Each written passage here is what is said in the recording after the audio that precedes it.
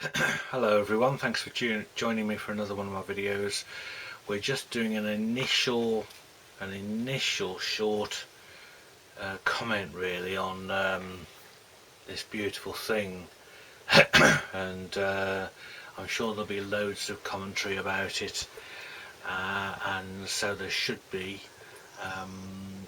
It is probably as beautiful a thing as you could imagine. The way it's been packaged, put together, the material they've included is beyond criticism as far as I'm concerned, but it isn't beyond comment. I mean, for how many years have we been saying, virtually every time you get a group of Yes fans together, they will be saying, if only there was a soundboard of Topographic Live. And this has been a subject of discussion amongst Yes fans for as long as I can remember. I mean, probably even as long as back as we started, listening into the album and the bootlegs from the live shows at the time. And the only taste we've ever had is the Ritual track from Zurich, which was put out as a bonus track previously in 2016, I think it was. But any sort of discussion or any comments since then has always been, well, that there just isn't, the archive isn't there. Well, it was there all the time. And, so bless Steve Howe for having kept hold of these reels of these absolutely essential Yes archival recordings. I want to keep this brief because it's just in my head at the moment. I have had to write some notes down as I went along because my mind was being blown kind of every 20 seconds really. So what I've done is I've listened to 2 of the 3 live discs, which is the stuff from Manchester, Cardiff and part of the Zurich material. So the first thing to say is, whatever else you can say about it, the quality is far better than I think any of us thought we were going to get. It is a million miles better in my view than I was thinking. So the Manchester, for instance, I'm not sure how it was recorded. It doesn't seem to me to be individual soundboard feeds from each of the instruments. It seems more like it's a kind of front of house recording where they can set up mics that feed directly into the sound desk,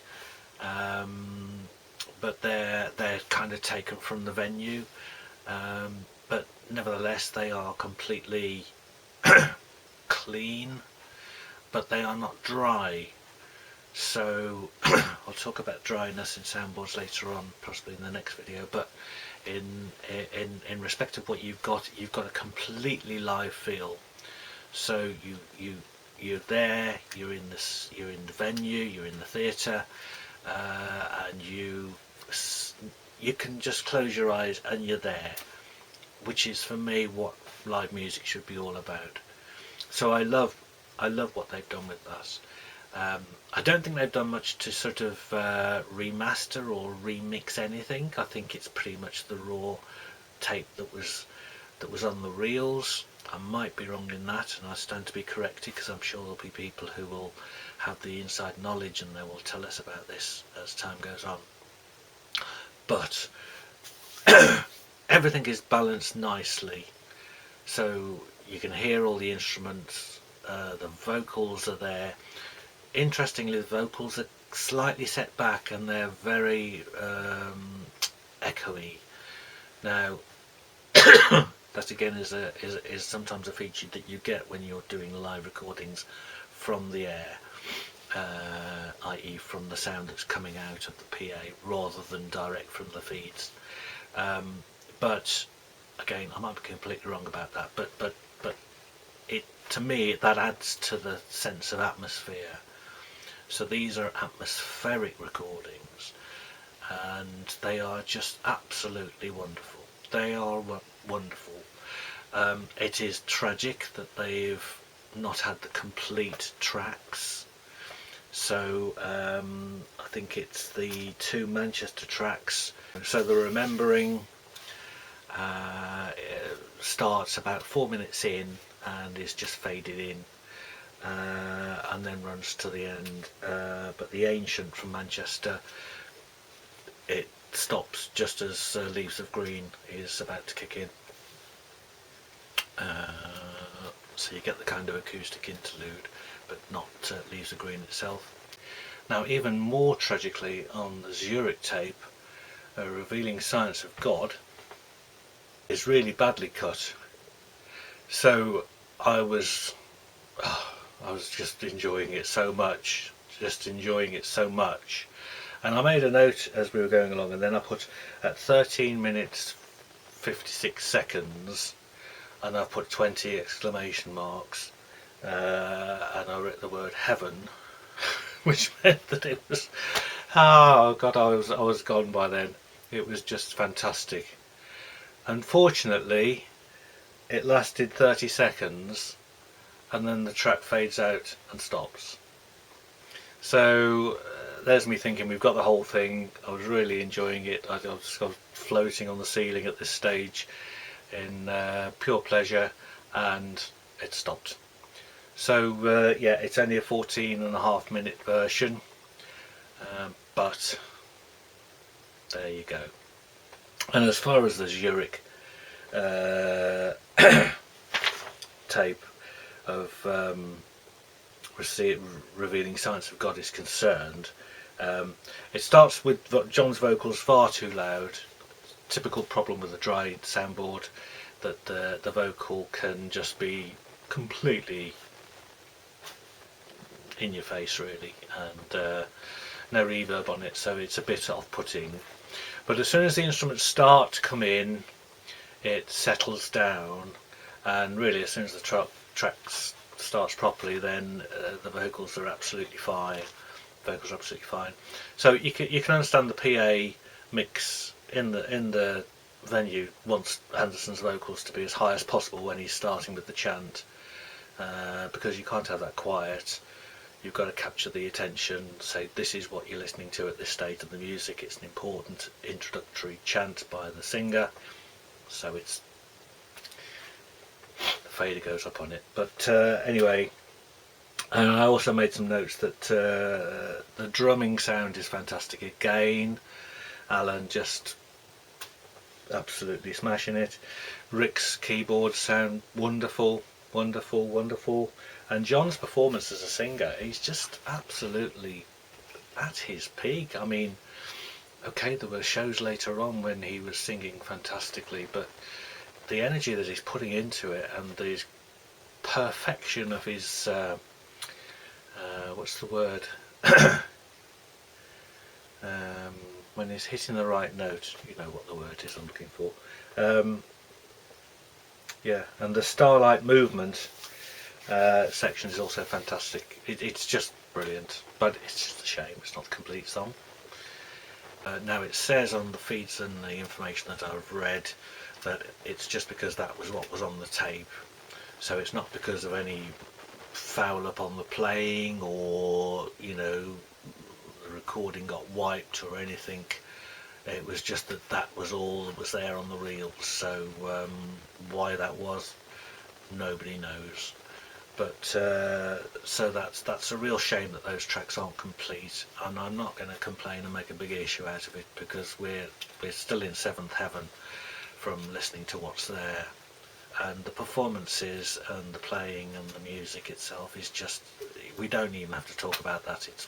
We know how good they were as a band to play this music live, and it's just fantastic. But obviously the Cardiff tracks, The Ancient is complete, and Ritual is complete. So they are similar sounding, if not slightly better, I would say, at first here. again, you've got this atmospheric feel, but everything's there, and just the room just fills itself with this incredible sound. And I think the thing about the topographic tracks, excuse me, get carried away. The thing about the topographic tracks is that they're such full sounding records.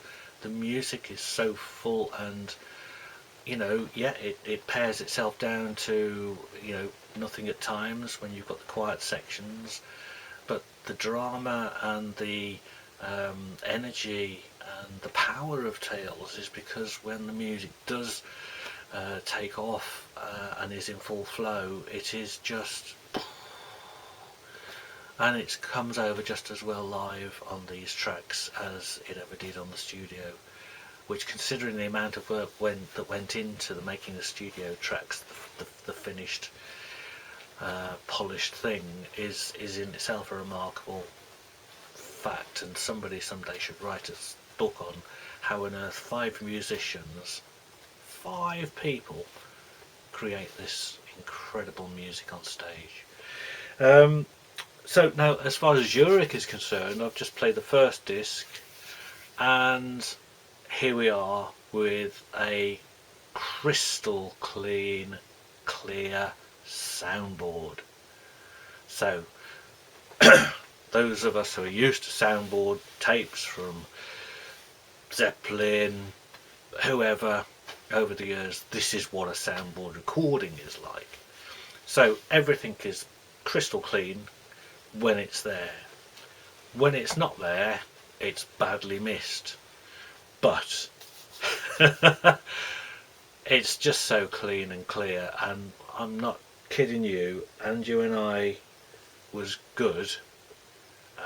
Interestingly, I think that Rick Wakeman had a equipment failure towards the start of Andrew and I, and he had to switch to his Mini Moog, which I don't think he normally would have played on Andrew and I, but in fact I think it's the better for it.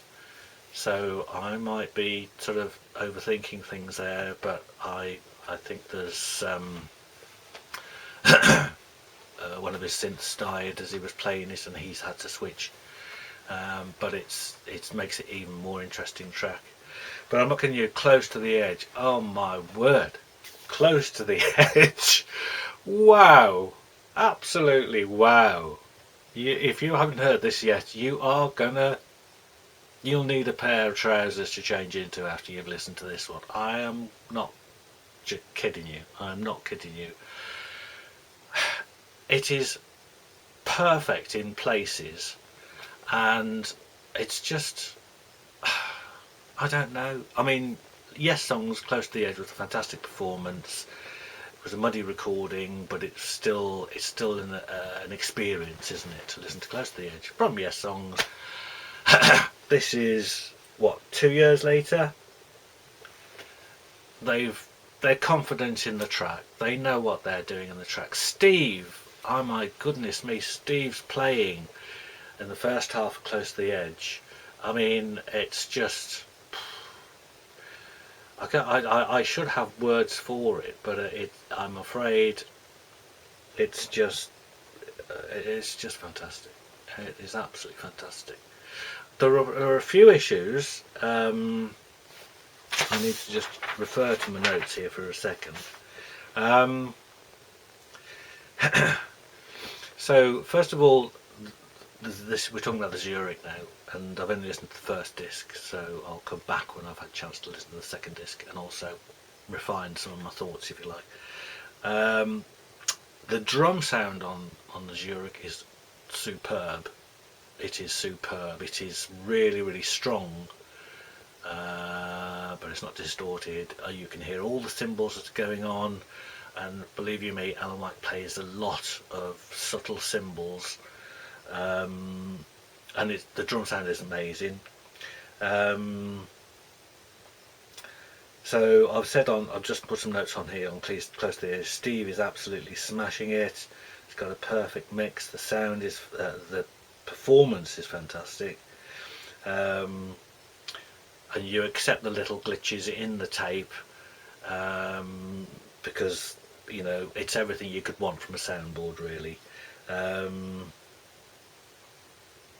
Yeah, and I think the thing is, when you're trying to take 5 feeds, or there's possibly more, but 5 minimum feeds from the band, and with Yes Music you've got 5 instruments, if you like, all doing important things at the same time. Unless you take that into a studio, professionally master it, mix it for a proper official release, and spend all that time in the studio, probably weeks and months, getting it right, you're always going to have problems. You know, certain things are going to be disappear when they should be prominent, certain things are going to be the other way around. So you just got to accept that with a raw soundboard recording, and we have to accept it. The big the big kind of issue, I suppose, is the transition to I Get Up and I Get Down. Is one of those things where it's kind of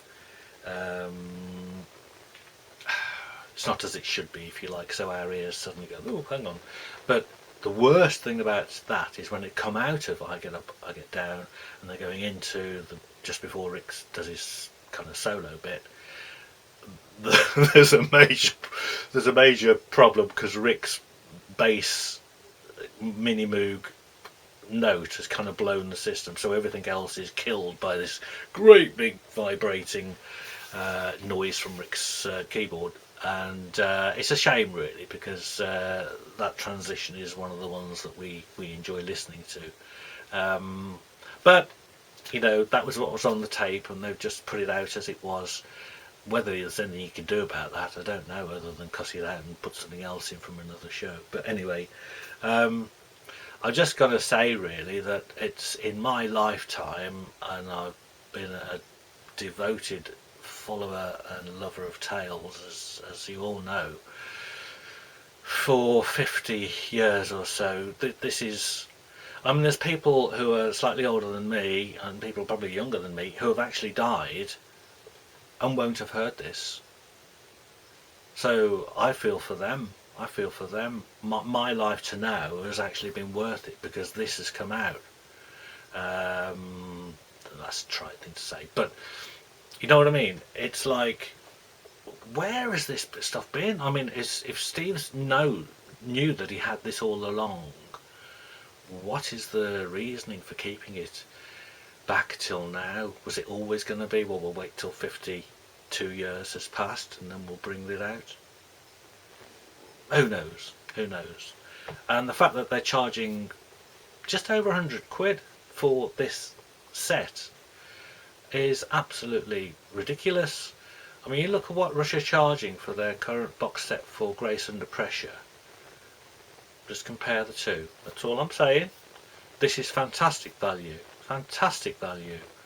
And I need to get my thoughts more clearly in my head so I can talk to you as a more rational person. But my excitement at the anticipation of this arriving, I haven't even listened to anything else yet. I haven't listened to anything else yet, so we've got all that to come.